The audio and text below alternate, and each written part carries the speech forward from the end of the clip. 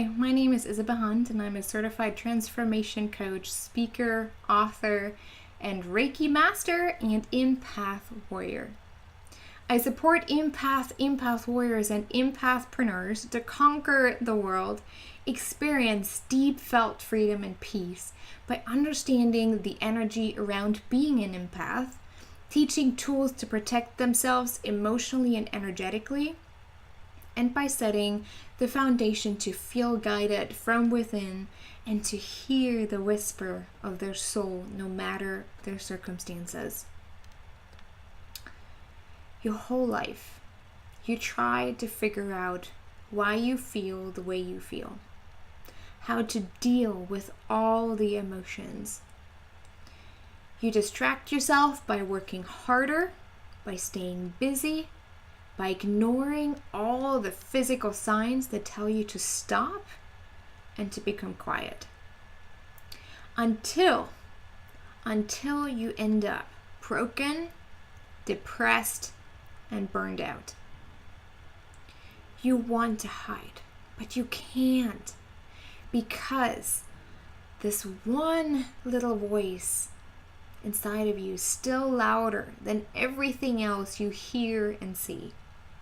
The voice that reminds you of your dream from years ago. It was a hot, muggy day. The air was really thick and it was hard to breathe. I laid on that red old couch, wondering what I was actually doing here. I was 27 years old. I was alone in a country that wasn't my own, with no family and no money in my bank account. I didn't belong. Not really anyways. And the loneliness made the air feel even thicker. But God, you said this is where I should go. If it's meant to be, then why? Why is it so difficult? I could feel my old friend depression coming back. I felt hopeless, burned out, and exhausted and angry. The only time I felt connected and centered was when I was able to be in nature or listen to music that made my soul come alive. Let me tell you a little bit about my journey. When I was 5 years old, I fell off a 7-foot ladder. I saw myself falling, and I looked down and could see my body laying there. I didn't move. I tried to breathe, but I couldn't. Everything happened in light speed.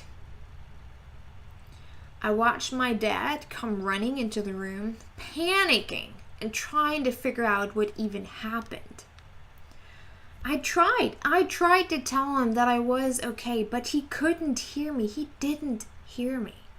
He picked me up and he held me tight, and in that moment, I could feel my body again. I could breathe again, and I found myself back in my body, waking up on the floor. 2 years forward, I suffered a terrible head trauma. It happened in the middle of the night, and all I can remember is that I woke up, I sat up in bed, and I started screaming, and then I fell back into the pillow and I couldn't move. I didn't know what happened, and I still do not know what happened that night and why. But all I knew was that I couldn't move, that my neck hurt so bad, I couldn't even cry. My siblings woke up and they alarmed my parents, who came running, and after evaluating the whole situation, the family doctor was called. And from that moment on, I realized that I left my body again, and I watched all 3 adults get me off that high bunk bed. My dad built those bunk beds and he was so proud of it, and they were high. They were sturdy and high, and it took a long time for them to move me down without moving my body too much or hurting me more. I vividly remember the whole scenario like it was yesterday, like I've just been there. As I said, I couldn't feel my body. I just knew I couldn't move, so I just watched. I just watched and observed everything from the outside. While watching, I couldn't feel any pain. I felt disconnected from my body, but yet I didn't feel unsettled or concerned. After a couple days, I was diagnosed with a severe head trauma that damaged my 4th and 5th vertebra. I still have problems till today. But I did recover after a 2-week stay at the hospital. From that time forward, nothing ever felt normal again. I knew now that I can leave my body. I could go wherever I wanted to without physically having to leave. I started to see colors. Everything appeared in color. If it was people, letters, numbers, cities, like all I could see was colors. And I still do today. I still do. I started to have dreams, real physical dreams that often became reality. And I felt like I knew what other people were thinking. Sometimes it felt like I was sitting in their living room listening to the conversations when I actually was at home in my own room. I watched the world from the outside like you would watch a snow globe. But I thought it was normal and everyone has the same experience, so I didn't really care much about it or didn't think anything of it. And I just continued my life. At the age of 12, I had a dream that I would be moving from Germany to the US, speaking in front of lots of people. I saw myself on stage, and I heard myself speak in a different language. I was so nervous, and even after waking up from the dream, I realized I was sweating like a pig. But at the same time, it was that kind of nervousness that you have that gets you motivated and excited. It's not the panicky or fearful nervousness. It's the excitement and the this is where I belong nervousness, so I better do it well. That dream became part of me, or became a part of me until today. Around the same time, at the age of 12, I started to really found my interest in psychology and sociology. And I started reading my dad's books from his studies. And I was so fascinated about how your mind works, how your body works, how everything works together. I was sure that I'd become a psychologist. That was pretty clear for me from the beginning. I ordered material from universities about psychology studies, and I made sure that I would become a psychologist. Well, at the age of 18, I left my home country to work as a nanny for a family in Washington, D.C. It was the year after 9/11 happened, and my family urged me not to go. But I left anyways. It was June, and the air was sticky and humid when I arrived. I still remember the streets of D.C., seeing all the huge cockroaches. They were like 3 times the size than the ones that you find in Germany, and it grossed me out. But it was hot and muggy and sticky, and you could also still feel the tension and the sadness and the fear people carried around with them. Even though it was almost a year, prior that this huge tragedy in 9/11 happened. everyone seemed to be really on edge and alert. And when they found out that I was German, you always get this skeptic eye look, like, what are you doing here? What do you really want?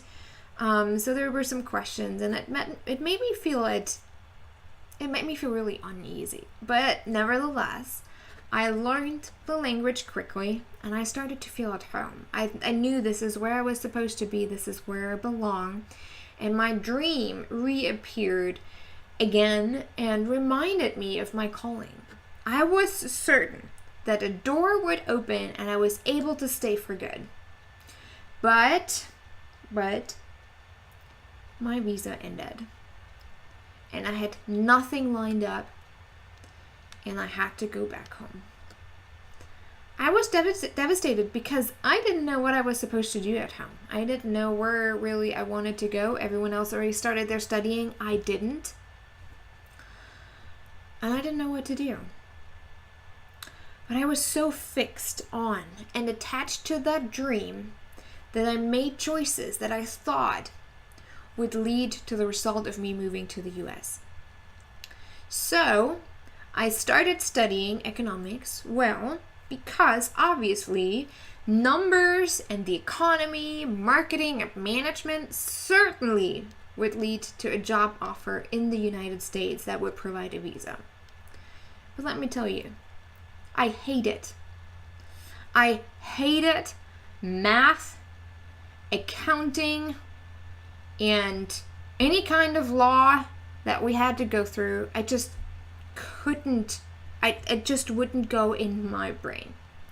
Everything appeared in dark, overbearing, heavy colors. And I became really depressed. The ugly, nasty noises in my head became louder and louder. Even dropping a spoon made me fall apart. Sleep was nowhere to be found. It no longer mattered to me if a car would hit me when crossing the street. Nothing mattered to me anymore. I was in such a deep state of giving up, of resigning. Unfortunately, or fortunately, I was aware of what was going on. Again, I was able to leave my body, and I looked at my human physical body, and I knew what was going on, and I asked for help. After many, many hours and weeks of long walks, lots of sleep, supported by medication, and conversations, my mind and body could rest again, while the universe did its job. Literally. I got kicked out of university. Fun fact, I am no longer allowed to study economics in Germany, Switzerland, and Austria. And if you ask me, that is quite the accomplishment. I mean, not many people can actually say that they are not allowed to study something again in 3 different countries. Yeah. So that was my accomplishment at the age of 21, I believe that's how old I was. But the dream came back over and over. I knew something needed to happen. After finishing my degree, I started over with my studies and finished my degree in sociology and psychology. After that, I came back to the United States to work as a nanny again. This time around, the experience was filled with lies, betrayal, and rejection. People told me that they were uncomfortable around me because it seems as I can see through them. And yes, I saw their dark reality of living a lie by cheating to their spouses, treating others poorly because of their own insecurities, and many other things that happened. I ended up on the street, not knowing how to move forward nor where to go. I was tired, I was exhausted, and in tears daily. I questioned my whole life, and maybe I should have just stayed in Germany, found a job like everyone else, and got married. Maybe that would have been the easier way out. And yet, my heart told me to trust. And that voice became louder. And I just trusted. And strangers passed my path who gave me money, a roof over my head, and food. People I have never met before. It was utterly surprising. Or I was so surprised about the openness, the kindness, the sincere kindness and curiosity of strangers. And it was amazed how much I was provided for. So within just a few weeks or months, I moved from New York to San Francisco to finally Indianapolis, where I am still today. Unfortunately, the journey didn't end there because, well, boy, was I in for a surprise.